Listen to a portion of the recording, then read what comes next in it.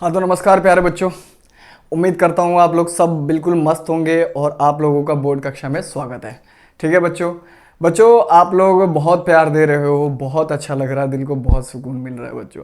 जितने भी हमारे बच्चे हैं जो भी बोर्ड कक्षा से जुड़ रहे हैं वो सब बहुत अच्छे तरीके से सहयोग मिल रहा है आप लोगों को। ठीक है बच्चों। तो बच्चों हम लोगों ने ये हमारा तीसरा पार्ट है, इस वीडियो का तीसरा वीडियो है। तो इसमें जो हम बच्चों पिछली क्लास में हम लोगों ने क्या सीखा था कि पिछली क्लास में हम लोगों ने सीखा था कि सम संख्या, विषम संख्या, भाज्य संख्या, इसके बारे में हम लोगों ने चर्चा किया था और उसके ऊपर कुछ क्वेश्चंस भी किए थे। और वो ज़रूरी भी है बच्चों, आप लोग उसके एक बार जा करके वीडियो देख लेना, लिंक में मिल जाएगा आप लोगों को। आज जो बच्चों सीखेंगे ना हम लोग वो अभाज्य संख्या। अभाज्य संख्या सीख लिए हम लोग। यहाँ पे जो सीखेंगे स अभाज्य संख्या सीखेंगे। कौन सा बच्चों? स अभाज्य संख्या। स अभाज्य संख्या। ठीक है बच्चों। स अभाज्य संख्या जिसको हम लोग बोलते हैं को प्राइम नंबर। को प्राइम नंबर इंग्लिश में हम इसे क्या बोलते हैं? को प्राइम नंबर्स बोलते हैं। अब स्व अभाज्य संख्या क्या होती है बच्चों? पहले तो हम लोग एक दो एग्जांपल लेते हैं, उससे समझते हैं, फिर उसके बाद हम क्या करेंगे? परिभाषा को करेंगे। ठीक है बच्चों। कि जैसे मैंने क्या किया, 8 ले लिया, ठीक है बच्चों, और 9 ले लिया। 8 और 9 ले लिया। अब इसका हम क्या करेंगे? गुणनखंड निकालेंगे बच्चों। 8 का गुणनखंड निकालेंगे। गुणनखंड क्या क्या होता है बच्चों? कि वह संख्या जिससे 8 पूरा पूरा कट जाए। ठीक है ना। जो भी संख्या होगा उससे 8 पूरा पूरा कट जाएगा, वो क्या होगा? हमारा गुणनखंड होगा। तो देखो 8 जो है 1 से भी कट जाएगा, पूरा पूरा भाग चला जाएगा। ठीक है। 8 जो है वो 2 से भी पूरा पूरा भाग चला जाएगा। 3 से जाएगा? नहीं जाएगा, तो 3 इसका गुणनखंड नहीं होगा। ठीक है बच्चों। 4 से चला जाएगा? हाँ जी सर, 4 से चला जाएगा, तो 4 इसका गुणनखंड हो गया। 5 से जाएगा? नहीं जाएगा। 6 से जाएगा? नहीं जाएगा। 7 से भी नहीं जाएगा, ये 8 से जाएगा। ठीक है बच्चों। अब हम क्या करते हैं? 9 का गुणनखंड निकालते हैं। वो संख्या, गुणनखंड क्या होगा फिर से एक बार आपको बता देता हूँ। वो संख्या जिसे ये 9 क्या हो जाए? पूरा पूरा भाग चला जाए।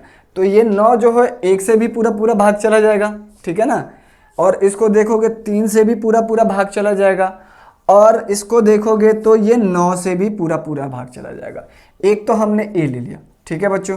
अब आता है सार्वगुणनखंड, है ना बच्चों। सार्व गुणनखंड। आप लोगों ने गुणनखंड तो निकाल लिया। अब पूछोगे कि सर ये सार्वगुणनखंड क्या है? तो देखो बच्चों 8 के गुणनखंड कितना है? 1 2 4 8 है। 9 का गुणनखंड कितना है? 1 3 9 है। तो वो संख्या जो इन दोनों में ही आए, वो संख्या जो इन दोनों गुणनखंड में आए, वो क्या हो गया? सार्वगुणनखंड हो गया। तो देखो बच्चों यहाँ पे 1 आ रहा है, यहाँ पे भी 1 आ रहा है, तो इसका सार्वगुणनखंड कितना हो गया? 1 हो गया। ठीक है बच्चों। दूसरा एक और हम एग्जाम्पल लेते हैं बच्चों। ठीक है ना। कि मान लो यहाँ पे मैंने ले लिया 8 ले लिया, और यहाँ पे ले लिया मैंने 24 ले लिया, है ना बच्चों। अब इसका फिर से 8 छोड़ो, कुछ और ले लेते हैं हम लोग, यहाँ पे 16 ले लेते हैं। ठीक है ना। 16 ले लिया। 16 का जब गुणनखंड निकालेंगे तो क्या होगा? गुणनखंड इसका 1 से भी भाग चला जाएगा 16, 2 से भी भाग चला जाएगा, 4 से भी चला जाएगा, पूरा पूरा कट जाएगा 16, और 8 से भी बच्चों पूरा पूरा कट जाएगा, और 9 10 11 12 13 14 इससे कटेगा नहीं, ये सीधे किससे जाएगा? अब 16 से जाएगा। ठीक है। तो 16 का गुणनखंड क्या होगा बच्चों? 1 हो गया, 2 हो गया, 4 हो गया, 8 हो गया, 16 हो गया। दूसरा हम 24 लेते हैं। 24 का गुणनखंड निकालते हैं। तो 24 का गुणनखंड 1 से भाग तो जाएगा ही जाएगा। ठीक है। 2 से भी जाएगा ये भाग, है ना। 3 से करोगे तो 8 3 का 24, 3 से भी भाग चला जा रहा है। 4 से देखोगे तो 6 चौका 24, 4 छक्का 24, 4 से भी चला जा रहा है। तो 6 से भी 6 चौका 24 भी चला जा रहा है। 8 से भी चला जा रहा है, 12 से भी चला जाएगा, और सीधे 24 से जाएगा। इसके अलावा किसी से नहीं जाएगा। तो हमने तो गुणनखंड निकाल दिया। अब सार्वगुणनखंड। सार्वगुणनखंड कैसे निकालेंगे बच्चों? सार्वगुणनखंड वो गुणनखंड जिसमें इन दोनों में हो। तो देखोगे तो यहाँ पे 1 इसमें भी है, इसमें भी है, तो 1 हो गया। 2 इसमें भी है, इसमें भी है, तो 2 हो गया। 3 इसमें है, नहीं है, 3 इसमें भी नहीं है, 4 इसमें है, इसमें है, दोनों में होना चाहिए वो संख्या जो दोनों में हो, ठीक है ना, दोनों में हो, वही हमारा क्या होगा, सार्वगुणनखंड होगा। 8 है, 8 है जी, 8 है, इसके अलावा कोई संख्या नहीं है तो वो सार्वगुणनखंड नहीं होगा। तो 16 और 24 का सार्वगुणनखंड क्या हुआ, 1 हो जाएगा, 2 हो जाएगा, 4 हो जाएगा, 8 हो जाएगा। एक और एग्जाम्पल ले लेते हैं बच्चों, एक और एग्जाम्पल से समझते हैं यहाँ पे। जैसे हम ले लिए यहाँ पे 9 ले लिया बच्चों और 27 ले लिया, ठीक है ना। यहाँ पे तीसरा ले लेते हैं, 9 का गुणनखंड निकालोगे, 9 का कैसे निकालोगे बच्चों, 1 आ जाएगा, 3 आ जाएगा, 9 आ जाएगा। 27 का निकालोगे तो 1 आ जाएगा, 3 आ जाएगा, और 9 तिरका 27 और सीधे 27 आएगा। आ गया कि नहीं बच्चों। अब देखो इसमें, अब इसका सार्वगुणनखंड क्या हो जाएगा बच्चों, सार्वगुणनखंड जो दोनों में हो, 1 दोनों में है 1 आ जाएगा, 3 दोनों में है 3 आ जाएगा, 9 दोनों में है तो 9 आ जाएगा। तो इसका सार्वगुणनखंड ये हो गया। अब एक और ले लेते हैं हम लोग बच्चों, ले लेते हैं यहाँ पे चौथा ले लेते हैं एक और, कि यहाँ पे ले लेते हैं हम 12 ले लेते हैं, और यहाँ पे हम ले लेते हैं 12 ले लिया, और 12 ले लिया और 13 ले लो, ठीक है ना बच्चों, 12 ले लो या 13 ले लो। तो 12 का अगर हम लोग निकालेंगे तो 1 हो जाएगा, 2 से भी जाएगा, 3 से भी जाएगा, 4 से भी जाएगा, 6 से भी जाएगा और 12 से जाएगा। 13 किससे जाएगा, 1 से जाएगा और 13 से जाएगा। तो इसका सार्वगुणनखंड कितना हुआ, 1 हुआ। इसका सार्वगुणनखंड पता नहीं नीचे तक दिख रहा है कि नहीं हो रहा, इसका 1 हुआ, ठीक है बच्चों। तो हमने क्या किया, इसका सार्वगुणनखंड निकाल लिया और गुणनखंड भी निकाल लिया, इसका भी सार्वगुणनखंड निकाल लिया और गुणनखंड भी निकाल लिया, इसका भी हमने गुणनखंड और सार्वगुणनखंड ज्ञात कर लिया। इस संख्याओं का भी हमने क्या किया, गुणनखंड और सार्वगुणनखंड निकाल लिया, ठीक है बच्चों। अब जो है ये तो हमने निकाल लिया, पर सअभाज्य संख्या इनमें से कौन सा है, ठीक है ना। तो सअभाज्य संख्या वो संख्या है जिसका गुणनखंड, जिसका सार्वगुणनखंड, गुणनखंड नहीं सार्वगुणनखंड केवल 1 हो, केवल क्या हो, 1 हो, वही क्या है, सअभाज्य संख्या है। क्या है, वही सअभाज्य संख्या है। कि देखो अगर जो बच्चों इस वाले एग्जांपल में देखते हो कि 8 और 9 में, तो इसका सार्वगुणनखंड केवल 1 ही आ रहा है, तो ये क्या है, सअभाज्य संख्या है। दूसरे एग्जाम्पल में देखते हैं तो सार्वगुणनखंड 1 के अलावा और भी संख्या आ रही है, तो ये क्या होगा, सअभाज्य संख्या नहीं होगा। सअभाज्य संख्या में क्या होना चाहिए, सिर्फ एक एक गुणनखंड होना चाहिए, केवल 1, ठीक है बच्चों। चौथा में देखते हैं, इसमें देख लो बच्चों कि 12 और 13 के बीच में सिर्फ क्या आ रहा है, सार्वगुणनखंड 1 ही आ रहा है, तो ये क्या है, सअभाज्य संख्या है। इसमें देखोगे तो इसमें 1 के अलावा 3 और 9 आ रहा है, तो ये सअभाज्य संख्या नहीं है। तो इसका अगर जब मैं डेफिनेशन आप लोगों को परिभाषा लिखा हूं कि वैसी दो संख्याएं, ठीक है ना, वैसी दो संख्याएं, ठीक है ना बच्चों, जिसका सार्वगुणनखंड, क्या बच्चों, सार्वगुणनखंड क्या हो, केवल 1 हो, ठीक है ना, 1 हो, तो क्या कहलाती है, सअभाज्य संख्या। सअभाज्य संख्या कहलाती है, ठीक है।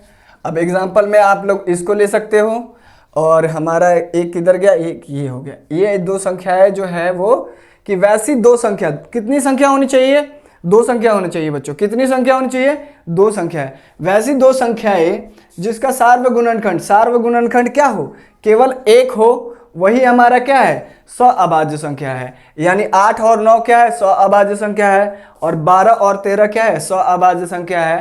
पर 16 और 24 सअभाज्य संख्या नहीं है, ठीक है, और ना ही 9 और 27 सअभाज्य संख्या है, ठीक है बच्चों। तो आप लोग क्या करिए, इसको पॉज करके उतारिए, तब तक मैं 1-2 और भी प्रश्न करवाता हूं इससे, ठीक है बच्चों।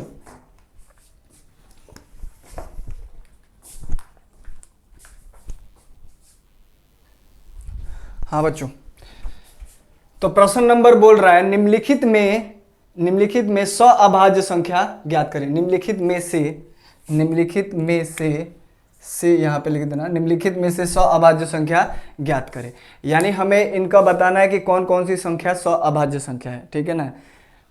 तो अब बताइए कि अगर जब मैं देखता हूँ पहला, तो हमारा 100 अभाज्य संख्या ज्ञात करने का क्या तरीका है बच्चों। पहले क्या करेंगे, 9 और 14 दे रखा है, ये पता करना है, ठीक है ना, कि निम्नलिखित में से 100 अभाज्य संख्या ज्ञात करें। तो इसमें पता करना है कि क्या ये संख्या 100 अभाज्य संख्या है कि नहीं है। तो पहले क्या करेंगे, इन दोनों का गुणनखंड निकाल देंगे बच्चों। गुणनखंड निकालेंगे, 9 का गुणनखंड 1, 3 और 9 हो जाता है बच्चों। 14 का गुणनखंड क्या होगा, 1 होगा, 2 हो जाएगा, 2 से भी भाग चला जाएगा 14, और 7 से भी भाग जाएगा, और स्वयं 14 से चला जाएगा। तो इन दोनों का क्या हो गया, गुणनखंड हमने निकाल लिया 9 और 14 का। अब देखेंगे इसका सार्वगुणनखंड कौन सा है, सार्वगुणनखंड, इसका सार्वगुणनखंड निकाल लेंगे बच्चों। तो सार्वगुणनखंड क्या होगा, जो दोनों में आए, तो दोनों में क्या आ रहा है, 1 आ रहा है, तो 1 के अलावा कोई और आ रहा है। और हमें पता है कि अभी हमने पढ़ा है कि 100 अभाज्य संख्या वो होता है जिसका सार्वगुणनखंड कितना हो, केवल 1 हो। तो यहाँ पे वो क्या कर रहा है, 1 आ रहा है, इसका मतलब क्या है, ये 100 अभाज्य संख्या है। यानी 9 और 14 क्या है, 100 अभाज्य संख्या है, ठीक है बच्चों। दूसरा हम क्वेश्चन देखते हैं। दूसरा क्या है हमारा, 28 दे रखा है और 27 दे रखा है।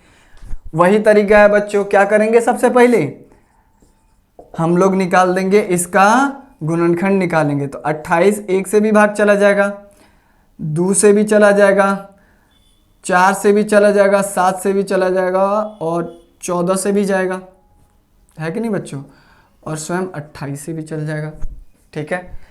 और उसके बाद हमारे को 27 दे रखा है, तो 27 का गुणनखंड 1 हो जाएगा, 3 हो जाएगा, 9 हो जाएगा, और 27 हो जाएगा, ठीक है। अब इसका देखेंगे बच्चों, इनमें देखते हैं, सार्वगुणनखंड निकालते हैं। सार्वगुणनखंड क्या होगा इसका, सार्वगुणनखंड 1 हो जाएगा, 2 है इसमें, नहीं है, 4 है, नहीं है, 7 है, नहीं है, 14 है, नहीं है, 28 है या 27 है या 9 है, नहीं है, इसका क्या है, 1 है। तो ये क्या है, 28 और 27 क्या है, 100 अभाज्य संख्या है। क्या है बच्चों, 100 अभाज्य संख्या है, ठीक है। एक और ले लेते हैं हम लोग, ये दूसरा हो गया 28 27, इसको मिटाता हूं मैं। आप लोग बच्चों क्या करो, इसको पॉज करके उतार लो, ठीक है बच्चों।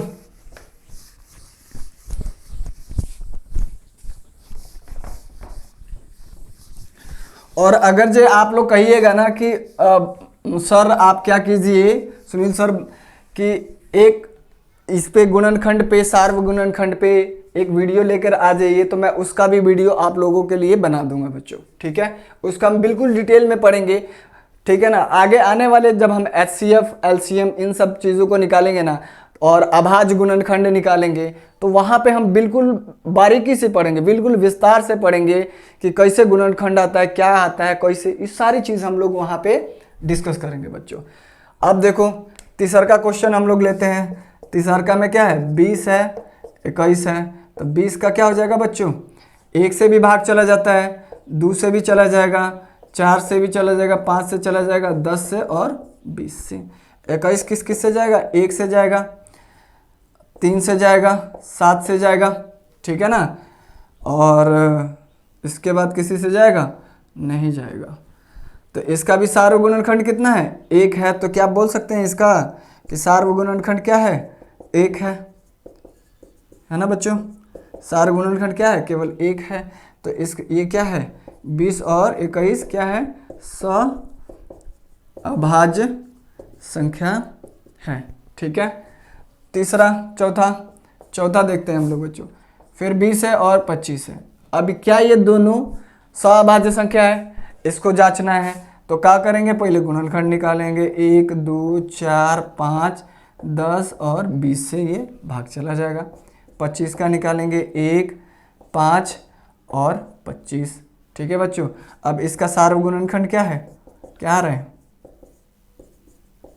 सार गुणनखंड। एक भी इसमें आ जा रहा है, दोनों में एक आ जा रहा है तो एक आ गया, दोनों में दो आ रहा है नहीं आ रहा है, दोनों में चार आ रहा है नहीं आ रहा, दोनों में पाँच आ रहा है, यस सर पाँच आ रहा है गुरुजी, तो पाँच लिख लीजिए, पाँच आ गया। 10 आ रहा है दोनों में नहीं, 20 आ रहा है नहीं, 25 आ रहा है नहीं, तो इसके सार्वगुणनखंड कौन सा है, एक भी है और पाँच भी है। एक के अलावा और भी एक अन्य संख्या है जो इसका क्या है, इन दोनों का सार्वगुणनखंड है। तो गुणनखंड सहअभाज्य संख्या में क्या बोलता है, यही ना बोलता है बच्चों कि उसका सार्वगुणनखंड कितना होना चाहिए, एक होना चाहिए, सिर्फ एक होना चाहिए, संख्या भी एक होना चाहिए और उस संख्या में एक होना चाहिए, एक ही आना चाहिए, समझ रहे हो ना, एक एक को संख्या होना चाहिए और जो संख्या होगा ना वो क्या होगा, एक होगा, इसके अलावा और कोनो भी संख्या होगा ना वो सहअभाज्य संख्या नहीं है। ठीक है, तो हमने यहाँ पे सीख लिया बच्चों सहअभाज्य संख्या ज्ञात करने के लिए। अब मैं आप लोगों को कुछ देता हूँ यहाँ पे, वो अब मुझे क्या करिएगा बताइएगा, कमेंट में कीजिएगा कि बच्चों की कौन कौन सा सहअभाज्य संख्या है और कौन कौन से नहीं है। 2-4 क्वेश्चन मैं दे देता हूँ आप लोगों को, ठीक है ना बच्चों। यहाँ पे ले लो आप लोग, एक 36 ले लो, ठीक है, 36 ले लो और 40 ले लो, और पता करो कि एक 27 ले लो और 25 ले लो, ठीक है बच्चों, 12 ले लो और 18, और यहाँ पे 3 बनाना, ठीक है बच्चों, 3 आप लोग इसको पॉज करके उतार लीजिए, ठीक है बच्चों।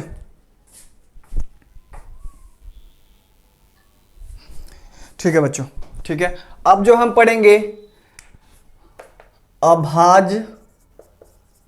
अभाज्य युग्म है ना बच्चों, क्या पढ़ेंगे, अभाज्य युग्म।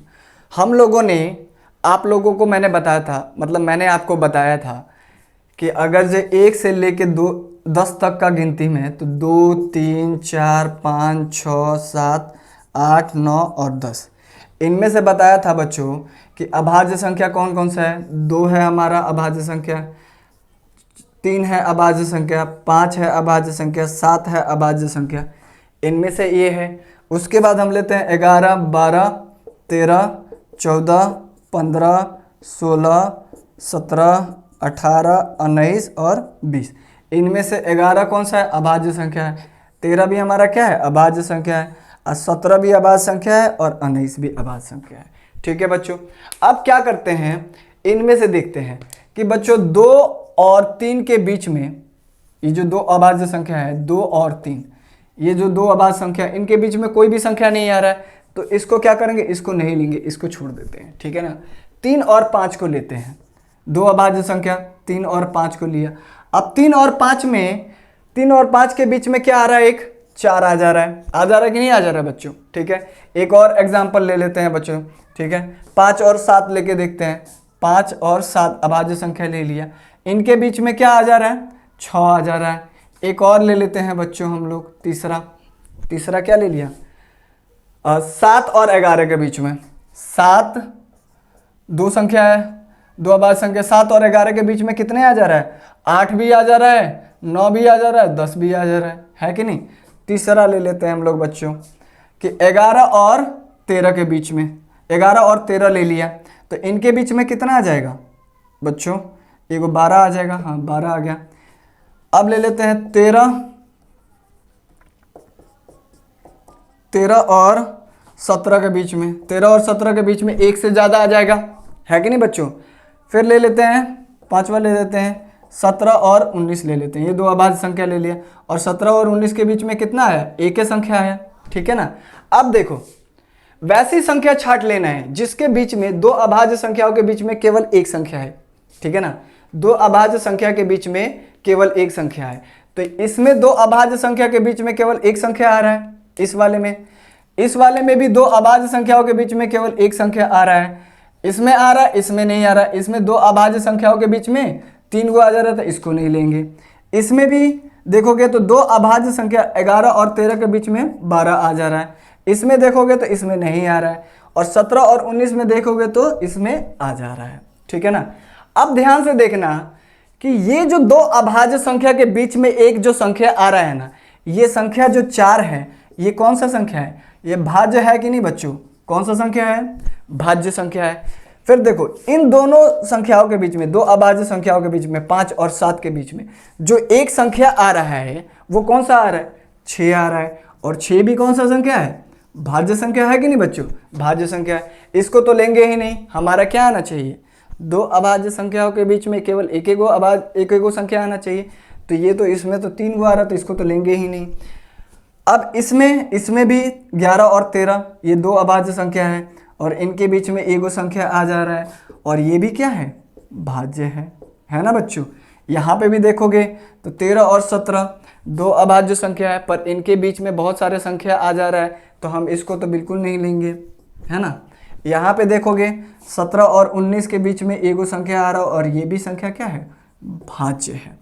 ठीक है बच्चों, तो भाज्य युग्म क्या कहलाता है कि ऐसा युग्म, ठीक है, ऐसा युग्म जिनके बीच में एक क्या हो, जिनके बीच में एक भाज्य संख्या हो, जिनके बीच में एक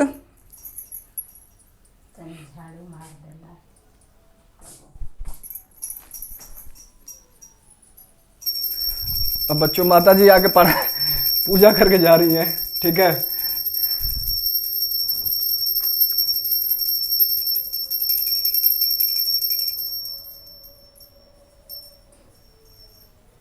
ठीक है बच्चों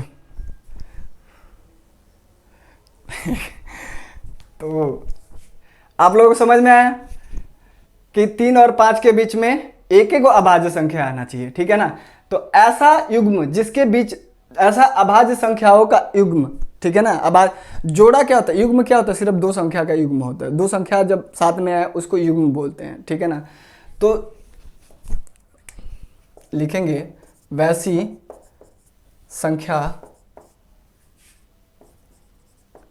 का युग्म, वैसी दो संख्याओं का युग्म, वैसी, एक मिनट बच्चों, एक मिनट,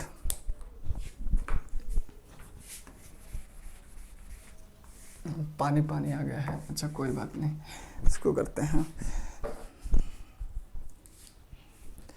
कहने का ली थी यार,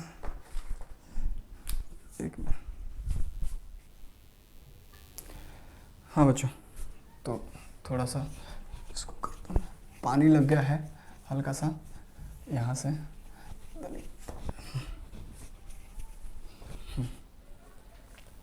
क्या बोल रहा है कि अभाज्य संख्याओं, है ना बच्चों, अभाज्य संख्याओं, वैसी अभाज्य संख्याओं, वैसे चलो ठीक है हटाओ, वैसी अभाज्य संख्याओं के जोड़ों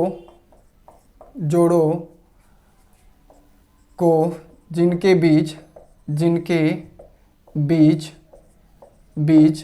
केवल थोड़ा सा यहाँ पे इसको मिटा देते हैं, ठीक है बच्चों, केवल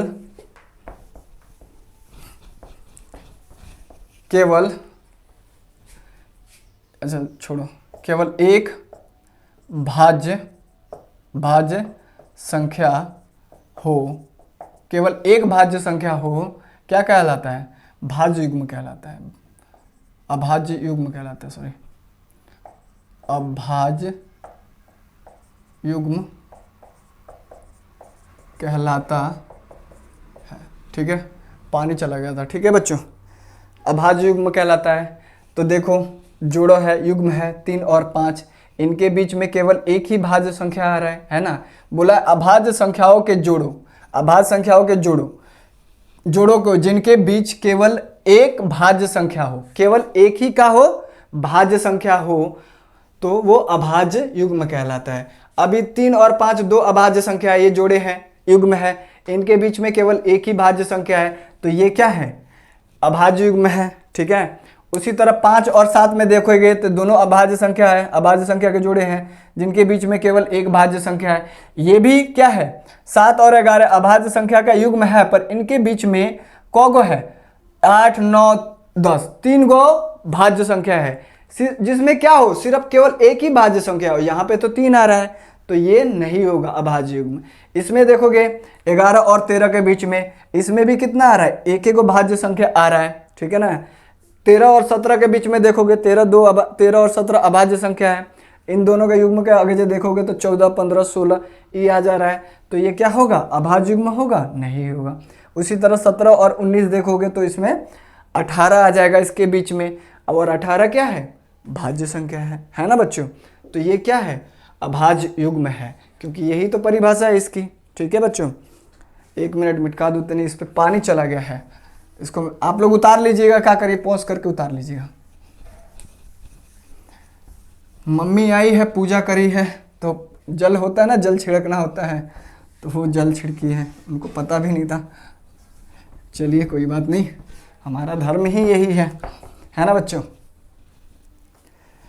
अब देखो, अब एक और जैसे एग्जाम्पल में अगर जो आप लोग लोगे, एक और एग्जाम्पल ले लो जैसे, ठीक है ना, 41 और 43, 41 और 43 ले लो, 41 और 43, ये दोनों क्या है, 41 भी अभाज्य संख्या है, 43 भी अभाज्य संख्या है, और इन दोनों के बीच में देखोगे तो एगो 42 आ जाता है, और 42 क्या है, भाज्य है, और इन दोनों के बीच में केवल एक ही भाज्य संख्या आ रहा है कि नहीं आ रहा है, तो ये क्या है, भाज्य युग्म है कि नहीं है। ठीक है ना बच्चों। उसी तरह आप लोग देखोगे कि 51 तो नहीं होगा, और भी मतलब आप लोग क्या कीजिएगा, 4-5 को थोड़ा एग्जाम्पल निकाल के देखिएगा कि आ रहा है कि नहीं आ रहा है। ठीक है बच्चों।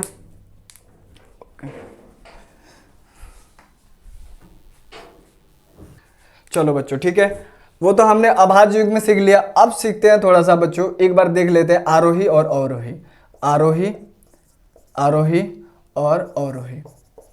देखो मुझे पता है बच्चों आप लोगों को ये आता है, ये टॉपिक आप लोगों को बिल्कुल अच्छी तरह से आता है, मुझे पता है, पर क्या होता है ना, बच्चे कई बार ना कंफ्यूज हो जाते हैं, सर हमको पता है कि बढ़ते क्रम घटते क्रम इनमें से आता है, पर सर कई बार क्या होता है ना, भूल जाते हैं कि कौन सा बढ़ते क्रम वाला है और कौन सा घटते क्रम वाला है। तो मैं आप लोगों को एक टिप्स बताऊंगा ना बच्चों, इसमें देखोगे ना तो क गो है, 3 गो है, क गो अक्षर बटे में 3 गो अक्षर मिलकर कौन सी बनल बा, आरोही बनल बटे। इसमें क गो अक्षर मिलकर बना है, 4 गो अक्षर मिलकर बना है। तो बच्चों जो 3 गो अक्षर मिलकर बना है ना, वो क्या होगा, बढ़ते क्रम होगा, यानी बढ़ते क्रम में होगा। और जिसमें 4 गो होगा ना, वो कौन सी होगा, घटते क्रम में होगा, घटते क्रम में है। बहुत सारे बच्चों को आता है, जिनको नहीं पता है वो समझ ले कि आरोही जो होता है वो बढ़ते क्रम होता है, अवरोही होता है वो घटते क्रम में होता है। एक एग्जाम्पल ले लेते हैं, जैसे 24 ले लिया, 20 ले लिया, 18 ले लिया, ठीक है ना बच्चों, और यहाँ पे 27 ले लिया, 1 ले लिया, 4 ले लिया, 2 ले लिया और 5 ले लिया। ठीक है, ये हमने संख्याओं का एक श्रेणी ले लिया। अब इसको क्या करना है, इसको बताना है, आरोही क्रम में लिखना है और अवरोही क्रम में भी लिखना है। तो कैसे लिखोगे, आरोही क्रम क्या करता है, बढ़ते क्रम बोलता है, तो इसमें से बढ़ते क्रम में क्या होगा, यानी 1 2 3 4 5 6 ये क्या है, बढ़ते क्रम है। तो इसमें से देखोगे तो पहले सबसे छोटा कौन सा होगा, 1 है, उससे बड़ा 2 है, उससे बड़ा 4 है, फिर 5 है। अब 5 से बड़ा देखोगे बच्चों 18 है, और 18 से बड़ा देखोगे 20 है, और 20 से बड़ा देखोगे तो 24 है, और 24 से बड़ा 27 है। तो ये बढ़ते जा रहा है कि नहीं, संख्या बढ़ते जा रहा है, बढ़ते जा रहा है। तो इसको कौन सा बोलेंगे, आरोही, आरोही क्रम में लिखना है, इसको आरोही क्रम में लिख दिया। अवरोही क्या होता है, घटते क्रम, जिसमें 3 गो अक्षर है ना बच्चों, आप लोग इसको ऐसे समझ सकते हैं कि जिसमें 3 गो अक्षर है वो कौन सी होगा, बढ़ते क्रम होगा।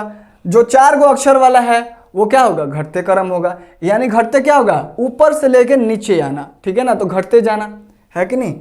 तो अवरोही,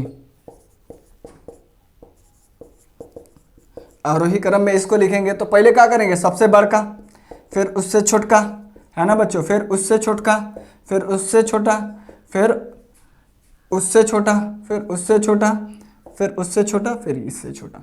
ये हमारा हो गया। बस ये टिप्स बताना था कि आप 3 और 4 से याद रख लेना कि जिसमें 3 होगा वो बढ़ते क्रम होगा, और जिसमें 4 होगा वो घटते क्रम होगा। ठीक है बच्चों, इसको मिटाते हैं। आप लोग इसको क्या करिए, पॉज करके उतार लिया कीजिए, ठीक है, पॉज करके उतार लीजिए। अब आते हैं ना बच्चों पूर्णांक पे। किस पे आते हैं, पूर्णांक, पूर्णांक, ठीक है ना। पूर्णांक को हम लोग इंग्लिश में क्या बोलते हैं, इंटीजर्स बोलते हैं बच्चों। क्या बोलते हैं, इंटीजर। और इसको सूचित किया जाता है बच्चों, इसको जो सूचित किया जाता है वो जेड से सूचित किया जाता है। ठीक है ना बच्चों, किससे सूचित किया जाता है? जेड से। जेड से इसको दर्शाया जाता है। अब पूर्णांक होता क्या है कि देखो बच्चों, जीरो तो 0 1 2 3 4 5 6 7 ये हमारा पूर्ण संख्या है कि नहीं बच्चों? अब पूर्ण संख्या में क्या करते हैं? ऋणात्मक संख्या को भी ले लेते हैं। कौन सा संख्या बच्चों? ऋणात्मक संख्या।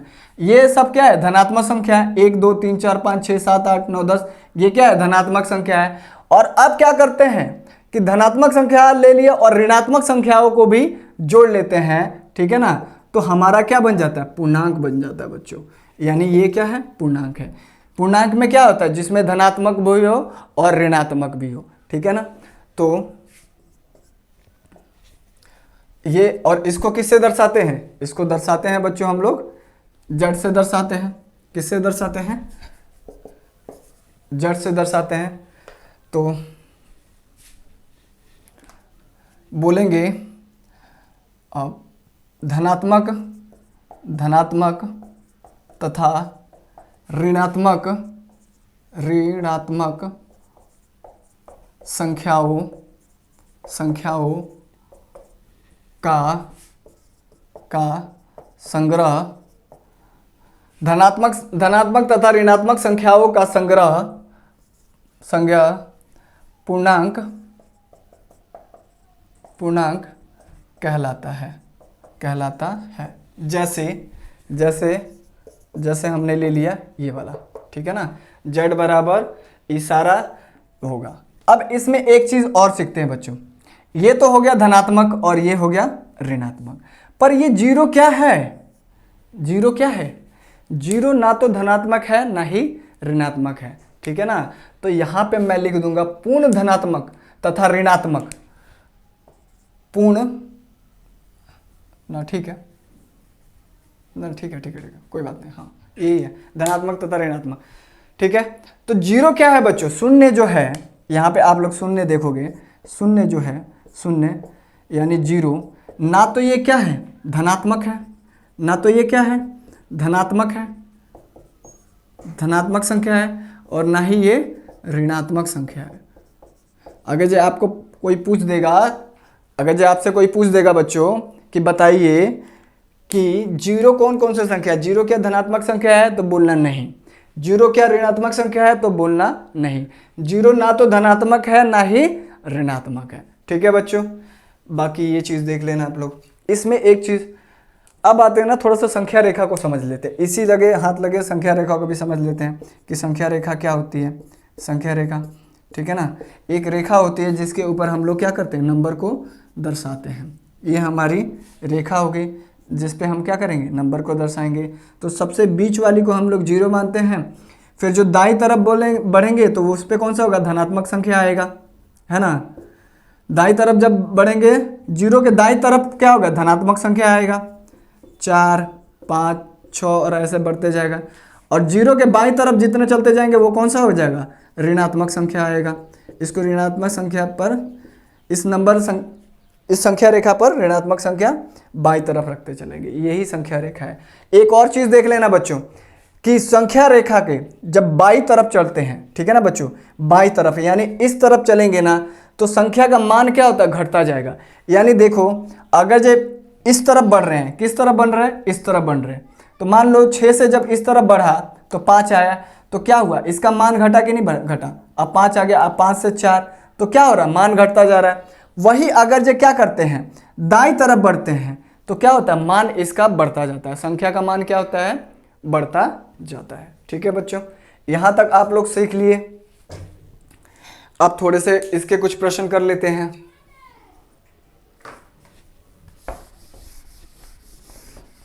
इसको पॉज करके उतार लीजिएगा, ठीक है ना बच्चों,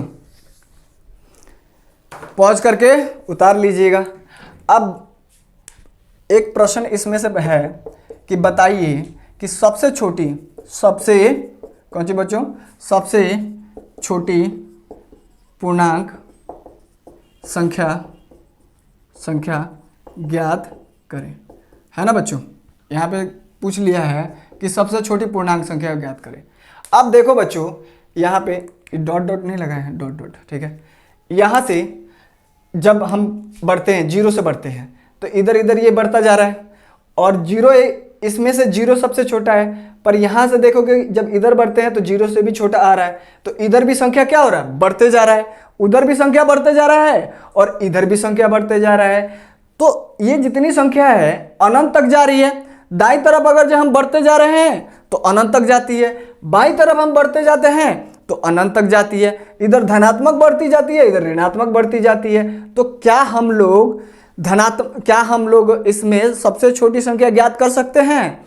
तो बच्चों आंसर है बिल्कुल नहीं। क्यों? क्योंकि ये बढ़ती ही जा रही है। यानी क्या है इसका आंसर होगा, क्योंकि इसका ज्ञात नहीं किया जा सकता है, तो सबसे छोटी संख्या क्या है? अपरिमित है, अपरिमित है। वही अगर जो कह दिया जाए, दूसरा प्रश्न में पूछ दिया जाए कि सबसे बड़ी पूर्णांक संख्या है ना, पूर्णांक संख्या, सबसे बड़ी पूर्णांक संख्या ज्ञात करोगे, तो बच्चों इधर बढ़ते जा रहे हैं हम लोग, दाईं तरफ बढ़ते जा रहे हैं, तो बढ़ते जा रहे हैं, तो क्या सबसे बड़ी पूर्णांक संख्या ज्ञात कर सकते हैं? वो तो अनंत है जिसको हम ज्ञात नहीं कर सकते। तो जिसको हम ज्ञात नहीं कर सकते बच्चों, उसको हम लोग क्या बोल देते हैं कि वो अपरिमित है। क्या है बच्चों? अपरिमित है। ठीक है। एक और चीज मैंने पिछले क्लास में भी बताया था, उससे भी पहले भी बताया हूं कि अगर जी कोनो भी संख्या पूछ दे, कोनो भी संख्या का पूछ दे कि कुल संख्या कितनी है, तो आप सीधा सीधा जवाब दे देना कि अपरिमित है। क्या इन संख्याओं को कोई गिन सकता है? ये तो अनगिनत है। तो अगर जो कोई पूछे कि बताइए पूर्णांक संख्या कितनी है, तो बोल देना अनगिनत है। अनगिनत मतलब उसको बोलिएगा अपरिमित है। ठीक है बच्चों, क्या है? अपरिमित है। ठीक है। अब थोड़े से हम आगे बढ़ते हैं। आप लोग इसको पोज करके उतार लीजिए। हम एक दो प्रश्न भी देते हैं, आप लोगों को प्रश्न भी कीजिए। ठीक है बच्चों।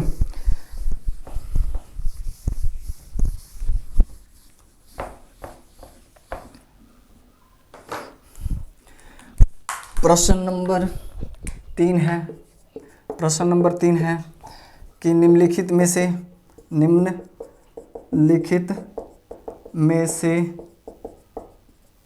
से पूर्णांक संख्या बताएं। ठीक है ना बच्चों। पहला है हमारा -4, दूसरा है 0, तीसरा है हमारा 2/8। ठीक है।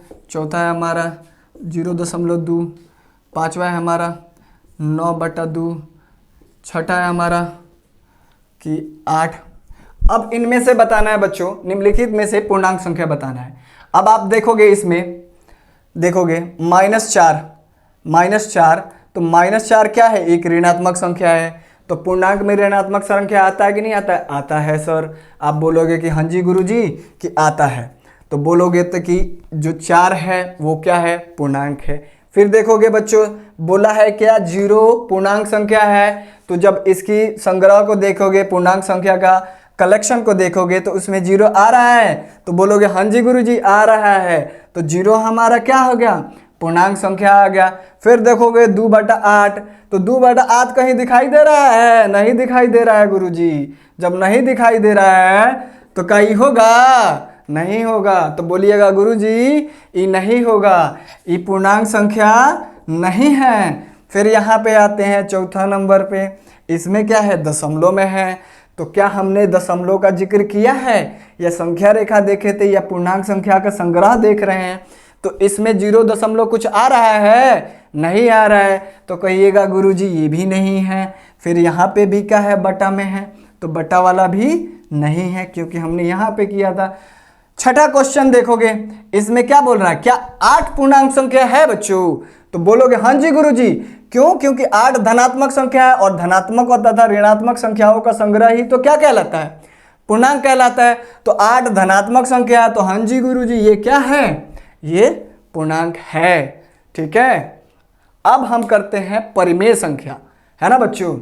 ये आप लोगों ने सीख लिया। अब इसको क्या कर लीजिए? उतार लीजिए। ठीक है। एक और प्रश्न आप लोगों के लिए छोड़ दे रहा हूं बच्चों। प्रश्न नंबर 4 है, ठीक है ना, कि -4 तथा 5 के बीच बीच सभी सभी पूर्णांक संख्या ज्ञात करें।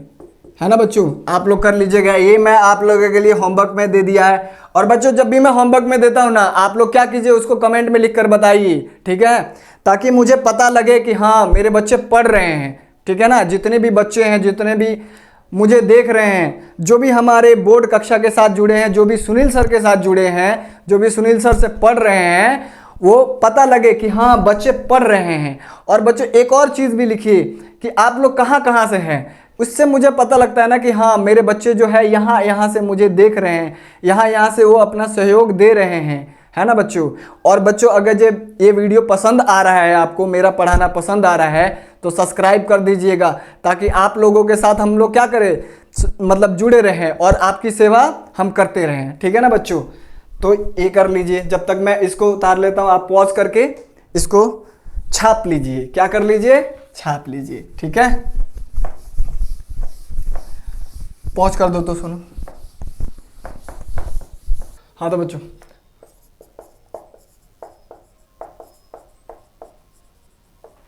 परिमेय संख्या, बच्चों इसको क्या बोलते हैं हम लोग, रेशनल नंबर बोलते हैं। क्या बोलते हैं, रेशनल नंबर। और इसको बच्चों हम लोग क्यू से दर्शाते हैं। ठीक है ना, ठीक है। ये क्या कहता है कि वे संख्याएं जिनको P बटा Q के रूप में लिखा जा सकता हो, जहां P और Q पूर्णांक हो। क्या हो बच्चों, पूर्णांक हो।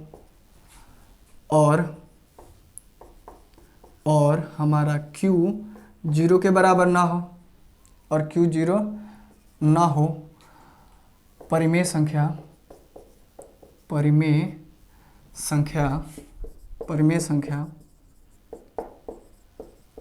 कहलाती है। ध्यान से समझना बच्चों, ठीक है। क्या बोला है, वे संख्याएं जिनको P और Q के रूप में लिखा जा सकता हो, जहां P और Q क्या हो, पूर्णांक हो। P और बच्चों क्या हो, ये जो P हो और Q हो वो क्या हो, पूर्णांक हो।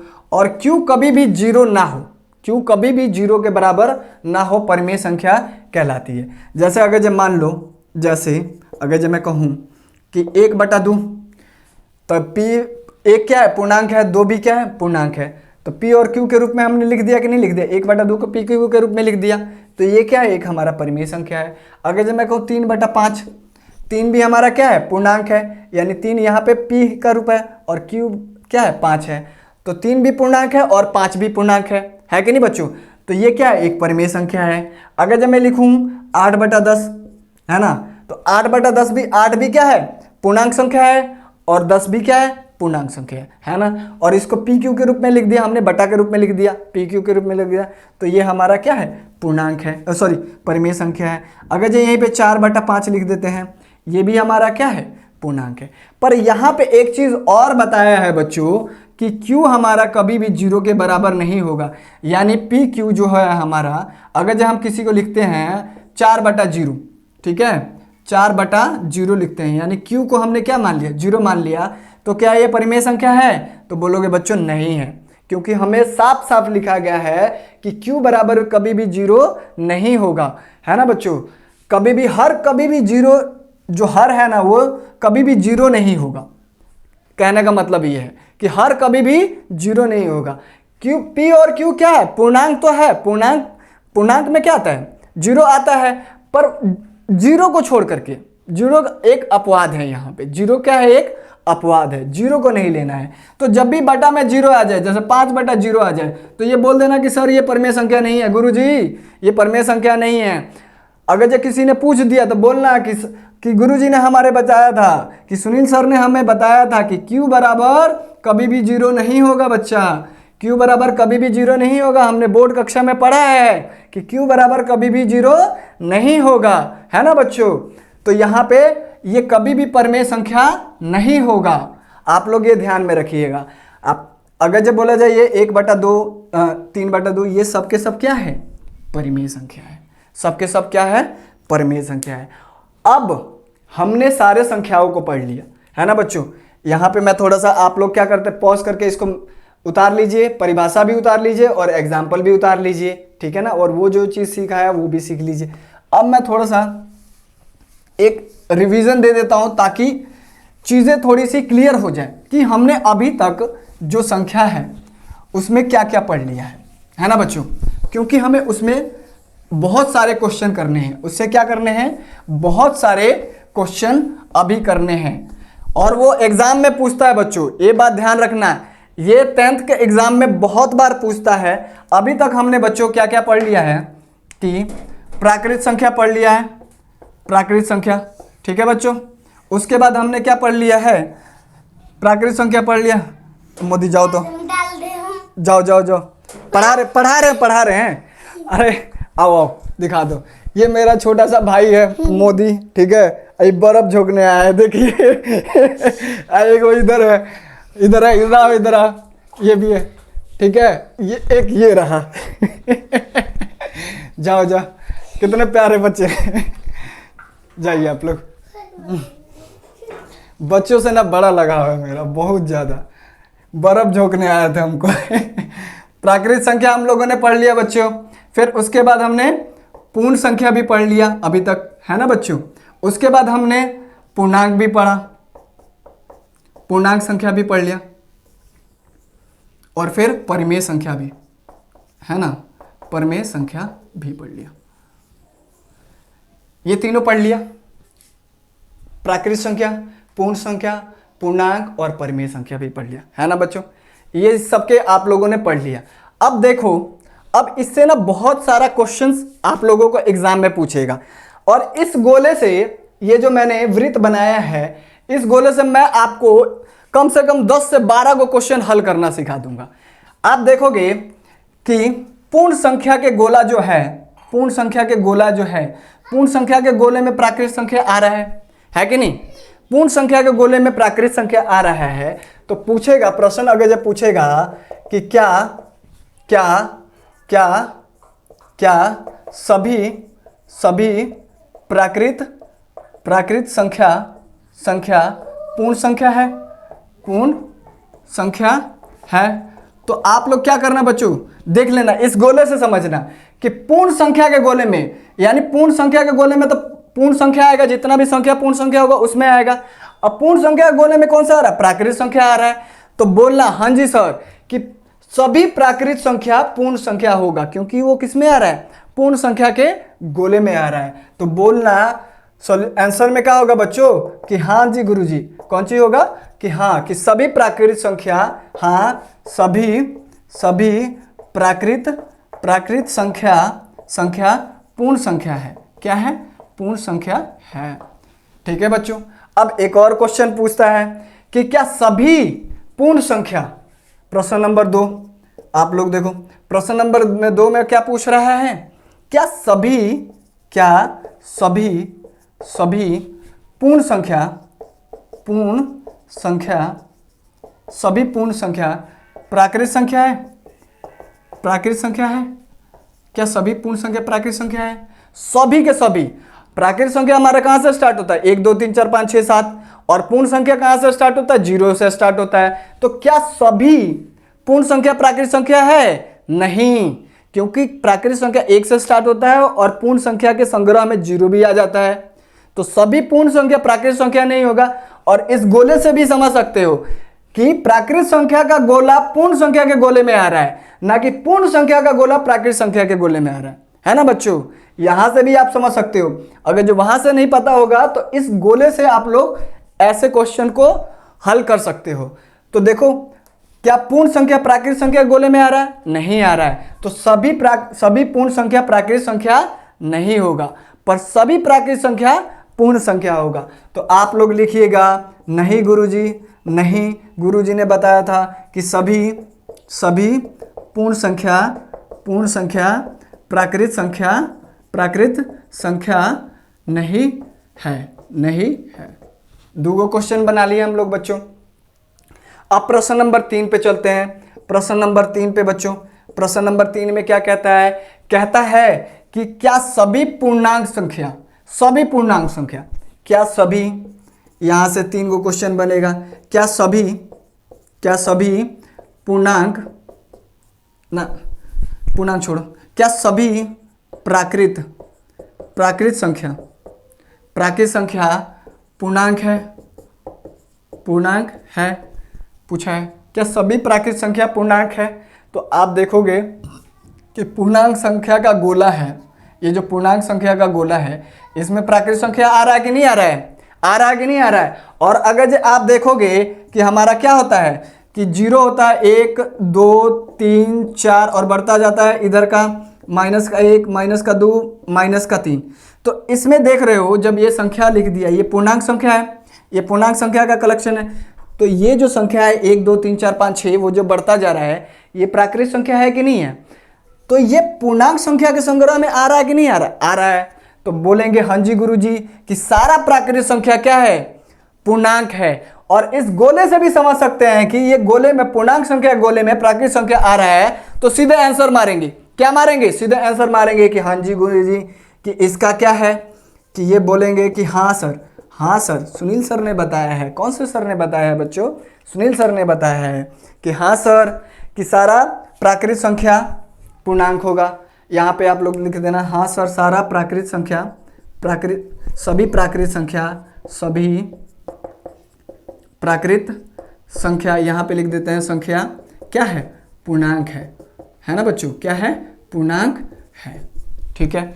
अब एक और क्वेश्चन आता है, आप इसको क्या करिए बच्चों, पॉज करके उतार लीजिए, तब तक हम मिटाते हैं।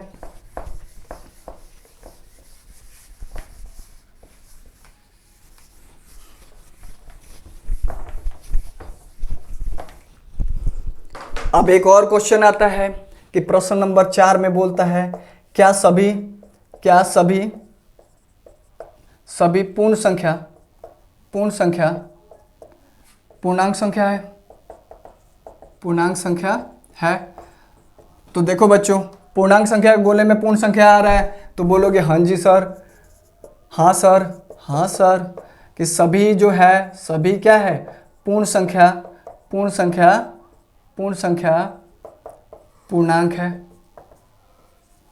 पूर्णांक है बच्चों। सभी पूर्ण संख्या क्या है?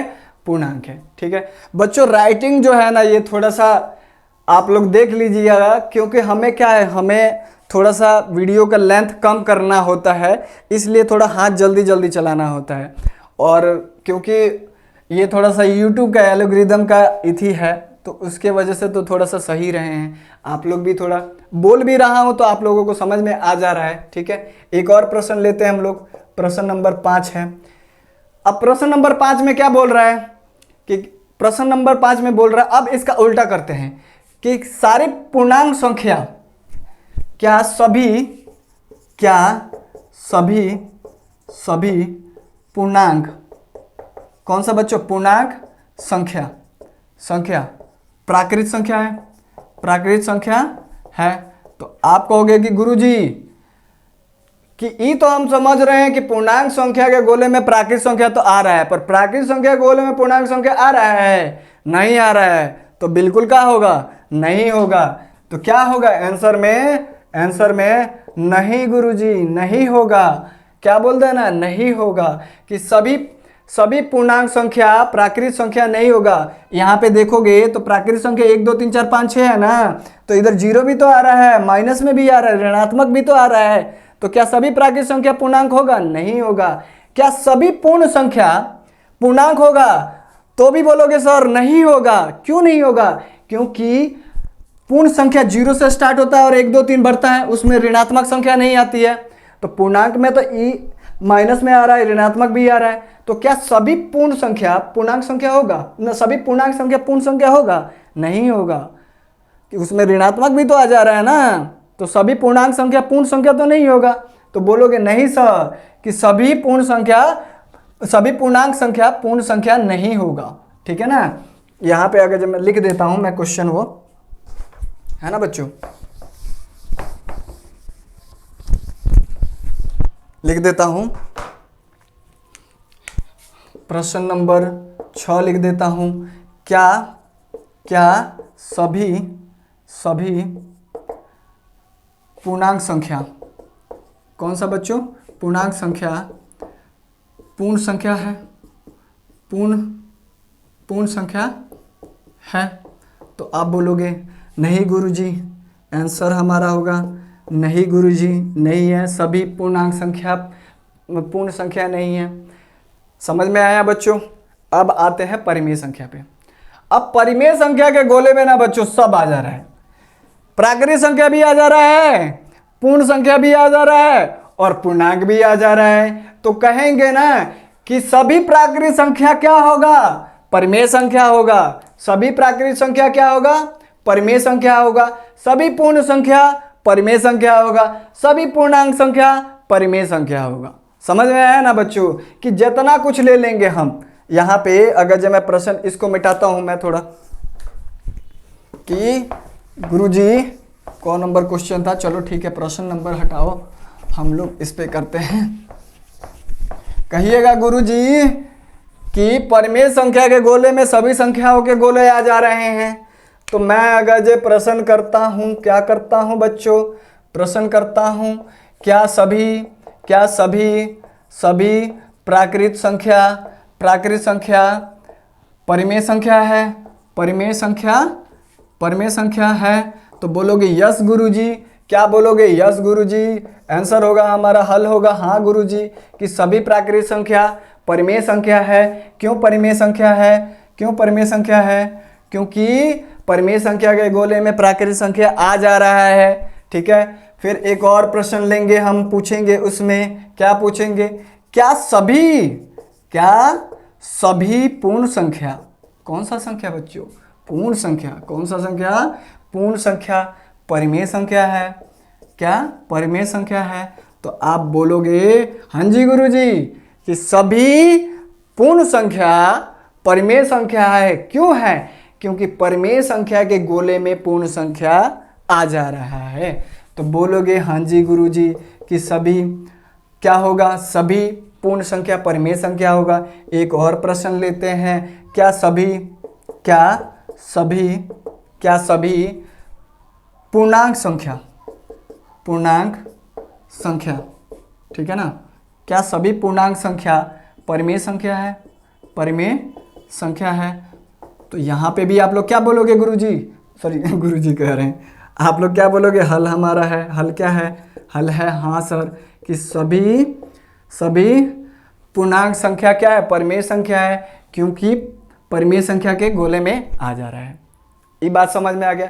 अब उल्टा चलते हैं, क्या सभी परिमेय संख्या पूर्णांक संख्या है? तो पूर्णांक संख्या अगर जो आप लोग देखोगे बच्चों तो 0 1 2 3 और बढ़ता चला जाता है। इधर यहाँ पे माइनस में 1 माइनस में 2 और इधर बढ़ता चला जाता है। और परिमेय संख्या क्या होता है, P और Q के रूप में भी होता है कि नहीं?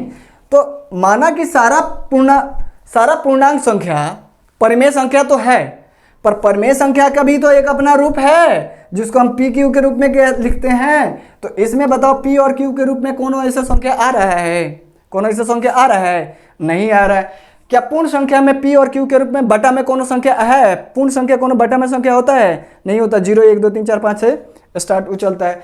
तो क्या है कि सभी परिमेय संख्या पूर्णांक संख्या नहीं होगा, सभी परिमेय संख्या पूर्ण संख्या नहीं होगा और सभी परिमेय संख्या प्राकृतिक संख्या नहीं होगा। पर वहीं सभी प्राकृतिक संख्या परिमेय संख्या होगा, सभी पूर्ण संख्या परिमेय संख्या होगा, सभी पूर्णांक संख्या परिमेय संख्या होगा। ठीक है, ये चीज ध्यान में रख लेना बच्चों, ये बहुत ही इंपॉर्टेंट है और इससे तो बड़ा मजेदार तरीके से समझ में आता है। ठीक है बच्चों, और आपको समझ में आया ना तो कल एगो क्या करिए बच्चों, कमेंट में कर दीजिएगा सर हाँ जी सर मुझे बिल्कुल समझ में आ गया, बहुत अच्छे तरीके से समझ में आ गया। ठीक है ना बच्चों, इससे क्या होता है ना कि दिल को बड़ा तसल्ली मिलता है कि हाँ कि हमने जो सेवा किया है तो सेवा का फल मिला है ना। तो जब वो सेवा का फल मिलता है ना तो सेवा करने का और मन करता है, और भी मन करेगा बच्चों। जितने हमारे बच्चे हैं, जितने बोर्ड कक्षा से जुड़े हुए हैं, ठीक है, और बच्चों सब्सक्राइब कर दीजिए, ये हमारी क्या है, एक फैमिली है। क्या है, एक फैमिली है। ठीक है बच्चों, आज की कहानी को हम लोग इतना करते हैं और बढ़ते हैं, अगले वीडियो में हम लोग मिलेंगे। ठीक है, तो नमस्कार प्यारे बच्चों, बहुत बहुत धन्यवाद।